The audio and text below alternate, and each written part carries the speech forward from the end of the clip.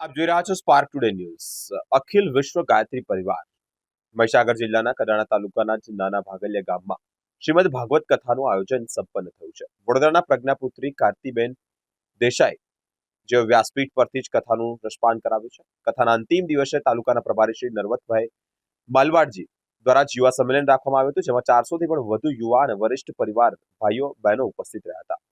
વડોદરા સહસંયોજક અનિલભાઈ રાવલે યુવા શક્તિને સાચી દિશાધારી બતાવવા માટે યુવા શક્તિને રચનાત્મક લોકમંગલ લોક કલ્યાણની સાથે નવા યુગના નિર્માણના કાર્યોમાં છે એક ભાગીદારી થાય તેવા સંકલ્પ પણ લેવડાવવામાં આવ્યા હતા।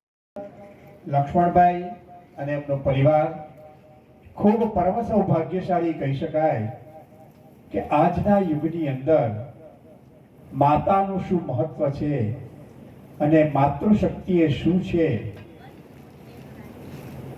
એ દરેક વ્યક્તિને સમજાવી રહ્યા છે।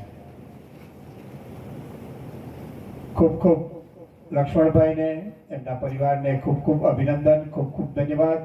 પરમ પૂજ્ય ગુરુદેવ ખૂબ એમને શક્તિ આપે અને ગુરુદેવના કાર્યની અંદર એ શક્તિને નિયોજિત કરી યુગ નિર્માણના કાર્યને ખૂબ વેગ આપી રહ્યા છે અને ગુરુની ચેતના જો એમની અંદર હોય ને તો જ આ કાર્ય કરી શકાય। સાથે સાથે